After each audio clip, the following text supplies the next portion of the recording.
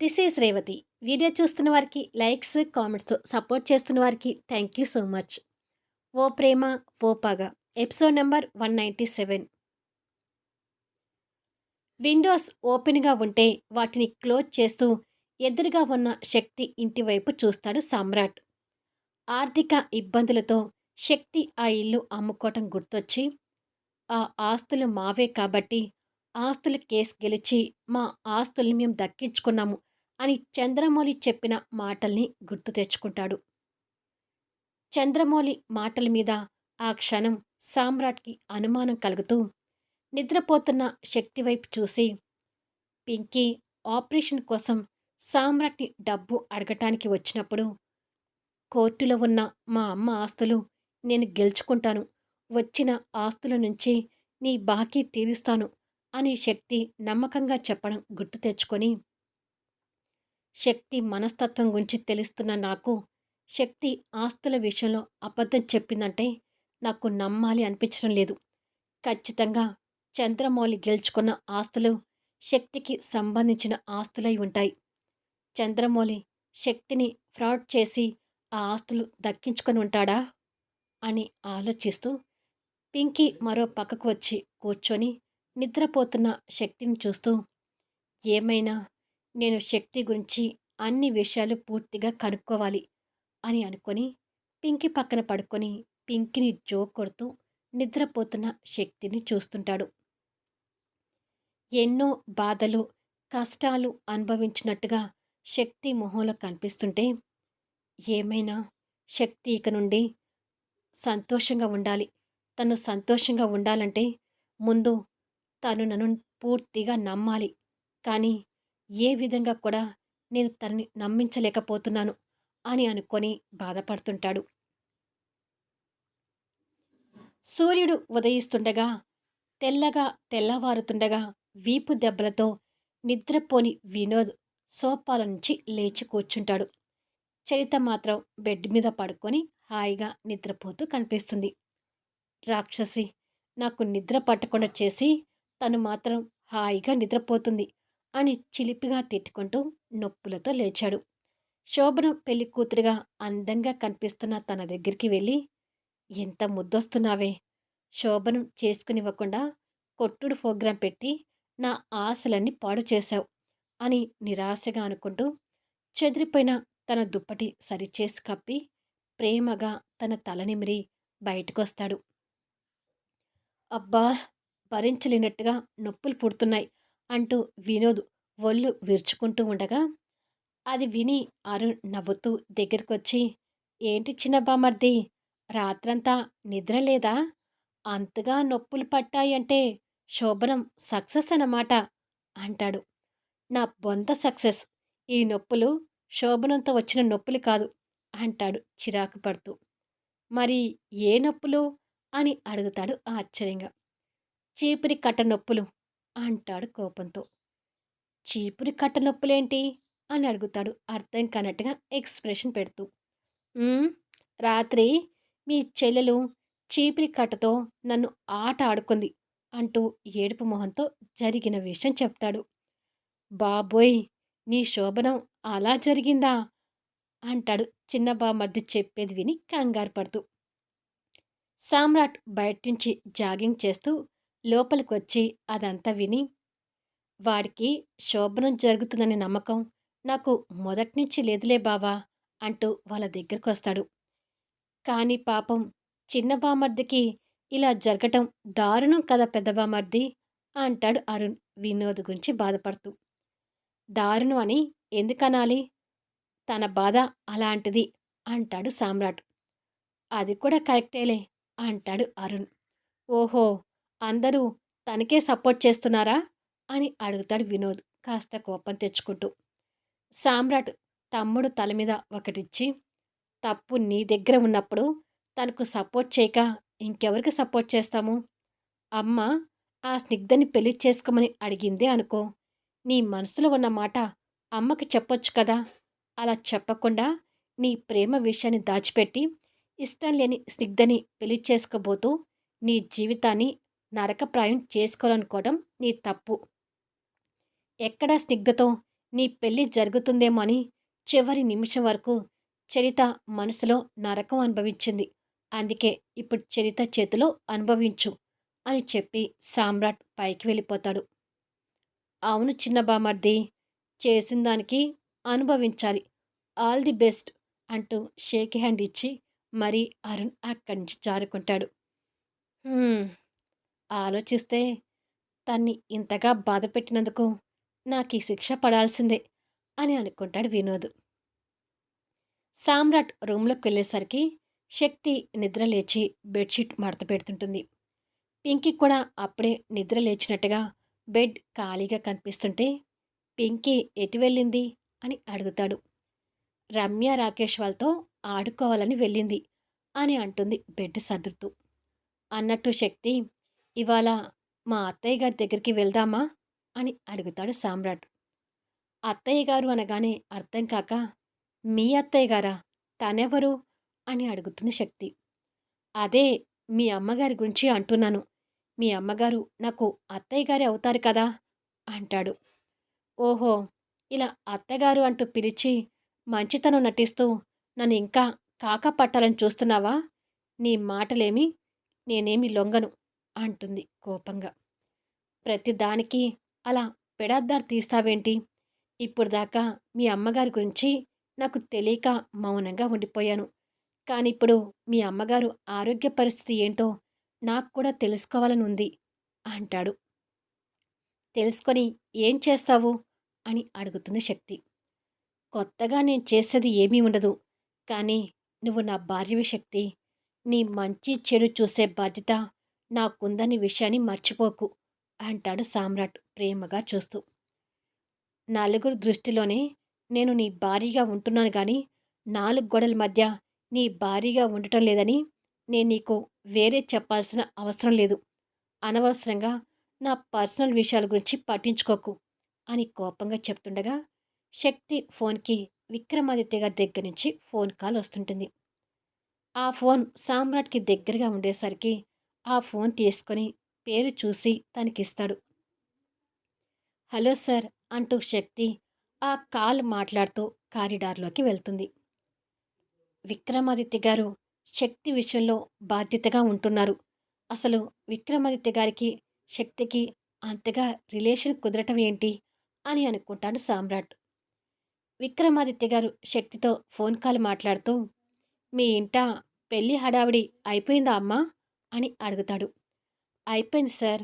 కాకపోతే వినోద్‌కి స్నిగ్ధ అనే అమ్మాయితో పెళ్లి అనుకున్నారని చెప్పాను కదా! కానీ పెళ్లి జరిగింది తనతో కాదు, నా స్నేహితురాలు చరితతో అని చెప్తుంది. అదేంటి? ఇంత సడన్‌గా పెళ్లి కూతురు మారడం ఏంటి?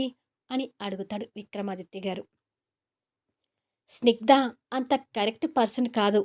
ఆ విషయాలని బయటపెట్టి సామ్రాట్ తమ్ముడు పెళ్లిని చరితతో చేయించాడు అంటూ ఉన్న విషయాలను వివరిస్తుంది. ఓ తమ్ముడు లైఫ్ ఇలా కాపాడుకోగలిగాడన్నమాట ఆ సామ్రాట్ అంటాడు సామ్రాట్ మీద ఇంకా కాస్త కోపాన్ని ప్రదర్శిస్తూ. అవును. చివరి నిమిషంలో వినోద్ పక్కన పెళ్లి పీటల మీద చరిత కూర్చుంది. వినోద్ పెళ్లి చరితతో కావటం ఇంట్లో అందరికీ సంతోషంగా ఉంది అని చెప్తుంది శక్తి. పోనీలే మంచి విషయం చెప్పావు. మరి సామ్రాట్ కుటుంబ వ్యవహారాల్లో బాధ్యతగానే ఉంటున్నాడు. కానీ నీ విషయంలో ఎలా ఉంటున్నాడమ్మా? అని అడుగుతాడు విక్రమాదిత్య గారు. నా విషయంలో చెప్పడానికి ఏముంది సార్? ఒక రేపిస్ట్ వ్యక్తిని నేను ఎప్పటికీ భర్తగా స్వీకరించలేను అని చెప్తుంది. నీ బాధ అర్థమవుతుంది శక్తి. పైగా నిన్ను డ్రగ్ కేసులో ఇరికించిన వెనక కూడా అతని హ్యాండ్ ఉందని చెప్పావు కదా! అతని గురించి వింటుంటే నాకు కూడా కోపంగానే ఉందమ్మా.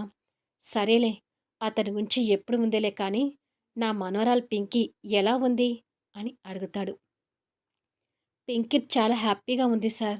నిజానికి ఈ ఇంట్లో నేను ఎలా ఉంటున్నాను అనే విషయాన్ని పక్కన పెడితే, పింకీ మొహంలో మాత్రం నవ్వు చెదిరిపోవడం లేదు.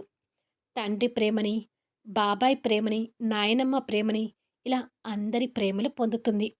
నా కూతురు సంతోషం కంటే నాకింకేం కావాలి అని అంటుంది. లేదు శక్తి, నువ్వు కూడా హ్యాపీగా ఉండాలమ్మా.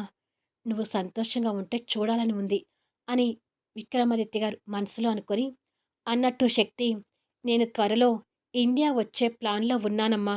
నేను అక్కడికొస్తే మాత్రం నీ దగ్గరించి కొన్న ఇంట్లోనే ఉంటాను అంటాడు. ఓహ్! రియల్లీ? అని మళ్ళీ ఆలోచిస్తూ, ఇక్కడ సెక్యూరిటీ ప్రాబ్లమ్ ఉండొచ్చేమో సార్ అని అంటుంది.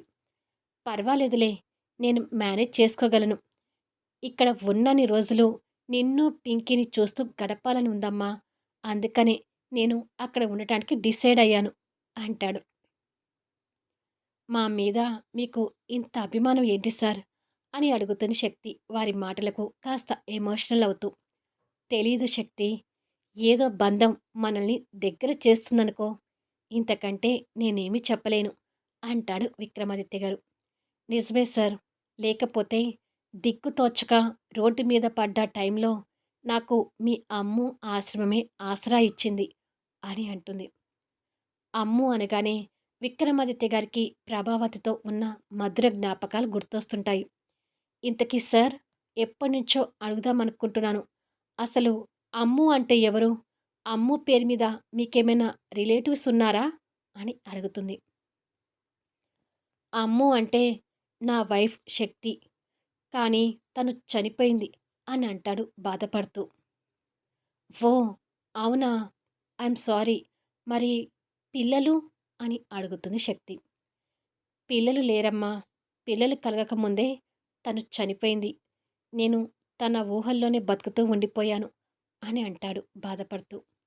అది విని శక్తి కూడా బాధపడుతూ, ఎప్పుడూ నా మంచి చెడు గురించి అడుగుతున్నారు కానీ, మీ గురించి ఎప్పుడూ అడగలేదు. కానీ ఇండియా వచ్చాక మీ గురించి నాకు పూర్తిగా చెప్పాలి అంటుంది శక్తి. తప్పకుండా అమ్మా. సరేనమ్మా, ఇక ఉంటాను. పింకీని మరీ మరీ అడిగానని చెప్పు అని ఫోన్ పెట్టేస్తాడు. శక్తి కూడా ఫోన్ పెట్టేసి వారితో మాట్లాడినందుకు తెలియని ఫీలింగ్‌లో ఉండిపోతుంది. భరత్ ఇంట్లో భరత్‌కి ఎదురుగా ప్రకాష్ కూర్చొని మాట్లాడుతూ, స్నిగ్ధతో జరగాల్సిన వినోద్ పెళ్లి బెడిసి కొట్టి చరితతో జరిగింది కాబట్టి, ఇప్పుడు సామ్రాట్‌కి మీరొక్కరే శత్రువు కాదు. ఆ చంద్రమౌళి ఫ్యామిలీ కూడా శత్రువే. మనము చేతులు కలుపుకుంటే ఆ సామ్రాట్‌ని ఎదిరించగలుగుతావేమో ఆలోచించండి అంటూ భరత్‌కి సలహా ఇస్తాడు. ప్రకాష్ చెప్పింది విని భరత్ మామూలుగా ఆలోచిస్తూ ఉండగా, సౌమ్య అక్కడికొచ్చి ప్రకాష్ అంటూ గట్టిగా అరుస్తుంది. తను అలా అరవడం చూసి ఇద్దరూ తన వైపుకి తిరిగి ఆశ్చర్యంగా చూస్తుంటారు. సౌమ్య కోపంగా దగ్గరికొచ్చి, నువ్వు మా ఆయన కింద పని చేస్తూ మా ఆయనకు చెత్త సలహాలు ఇస్తుంటావా అంటూ ప్రకాష్ మీద కోపగించుకుంటుంది. తన మాటలకు కాస్త కంగారు పడుతూ ప్రకాష్ చైర్లో నుంచి లేస్తాడు. సౌమ్య, మా విషయాల్లో నువ్వెందుకు జోక్యం చేసుకుంటావు అంటూ భరత్ కాస్త సీరియస్ అవుతాడు. నువ్వాగు బావా, అసలు ఇటువంటి వాడు నీ కింద పనికిరాడు. ముందు ఇతన్ని ఉద్యోగం నుంచి తీసేయ్ అంటుంది సౌమ్య. మేడం, బిజినెస్ అంటే ఇలా కన్నింగా ఆలోచించాలి అంటాడు ప్రకాష్. కన్నింగో బొన్నింగో నాకవన్నీ తెలీదు. ఆ స్నిగ్ధ అంత మంచిది కాదని, తన పెళ్లి చెడిపోయిందని నాకు కూడా తెలిసింది. అలాంటి కుటుంబంలో మా బావ చేతులు కలపడం నాకు ఇష్టం లేదు. ఇలాంటి పిచ్చి పిచ్చి సలహాలు మా ఆయనకిచ్చావంటే గూబ గుయ్యమంటుంది అంటూ కోప్పడుతుంది. సౌమ్య, అతను నా పిఏ. అతన్ని పట్టుకొని ఏంటా మాటలు అని అడుగుతాడు భరత్. అతను పియ్యి అయితే ఏంటి, గియ్యి అయితే ఏంటి? నీకు మాత్రం ఇతను కరెక్ట్ సలహాలు ఇవ్వడం లేదు బావా అంటుంది కోపంగా. సౌమ్య మాటలకు విసుక్కుంటూ, ప్రకాష్, నువ్వు ఇక్కడి నుంచి వెళ్ళు. ఏదైనా ఉంటే తర్వాత ఆఫీసులో మాట్లాడుకుందాం అంటాడు భరత్. సరే సార్ అని చెప్పి వాడు సౌమ్యని కాస్త కోపంగా చూస్తూ అక్కడి నుండి వెళ్ళిపోతాడు. భరత్ కూడా సౌమ్యాని కోపంగా చూస్తూ, ప్రకాష్ ముందు నిన్ను ఎక్కువగా మాటలంటే బాగోదని ఊరుకున్నాను. నీ లిమిట్స్‌లో నువ్వుండు సౌమ్య. ప్రతి దాంట్లో జోక్యం చేసుకున్నావంటే మర్యాద దక్కదు అని కోపంగా చెప్పి అక్కడి నుండి వెళ్ళిపోతాడు. మా బావ ఎప్పుడూ ఇంతే. నన్ను అస్సలు అర్థం చేసుకోడు అని కోపంగా తిట్టుకుంటూ కూర్చుంటుంది. కొద్దిసేపటికి కొత్త పెళ్లి కూతురు చరిత స్నానం చేసి పూజ గదిలో పూజ చేస్తుంటే అందరూ అక్కడ నిలబడి దండం పెట్టుకుంటారు. కూతురు సంతోషాన్ని చూసి లక్ష్మి గారు కూడా సంతోషపడుతుంటుంది. నా కుటుంబం ఎప్పుడు సంతోషంగా ఉండేలా చూడు స్వామి అని రాజశ్రీ గారు కూడా దండం పెట్టుకుంటుంది. చరిత పూజ చేసి అందరికీ తీర్థ ప్రసాదాలు అందిస్తుంది. సామ్రాట్ ఆ తీర్థ ప్రసాదాలు తీసుకొని చేతి వాచి టైం చూసుకుంటూ ఎస్ఐ గారు వస్తానన్నారు. ఇంకా రాలేదేంటి అని అనుకుంటూ ఉండగా ఎస్ఐ లోపలికొచ్చి గుడ్ మార్నింగ్ సామ్రాట్ గారు అని అంటాడు. Good morning. మీకోసమే చూస్తున్నాను. రండి అంటూ ఎస్ఐ దగ్గరికి వెళ్తాడు సామ్రాట్. అందరూ ఎస్ఐ రావటం ఆశ్చర్యంగా చూస్తూ దగ్గరికి వెళ్తారు. శక్తి, నీ డ్రగ్ కేస్ ఎంక్వైరీ గురించి ఎస్ఐ గారు వచ్చారు.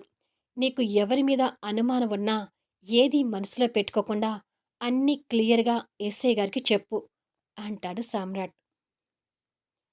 మళ్ళీ నెక్స్ట్ ఎపిసోడ్‌లో కలుద్దాం. ఎస్ఐ రాకతో సామ్రాట్ నిజాయితీ శక్తికి తెలియనుందా? అల్లుడు అంటే కోపంగా ఉండే మామ అల్లుడి ఇంటికి ఎదురుగా ఉండాలి అనుకుంటున్నాడు. దానివల్ల మామ, అల్లుడి మధ్య ఎలాంటి క్యూట్ సన్నివేశాలు రాబోతున్నాయి? తెలియాలి అంటే మిమ్మల్ని ఎప్పటికప్పుడు ఎంటర్‌టైన్‌మెంట్ చేస్తూ ఆసక్తికరంగా సాగిపోయే కథా వీడియోస్‌ని మిస్ కాకుండా చూడండి.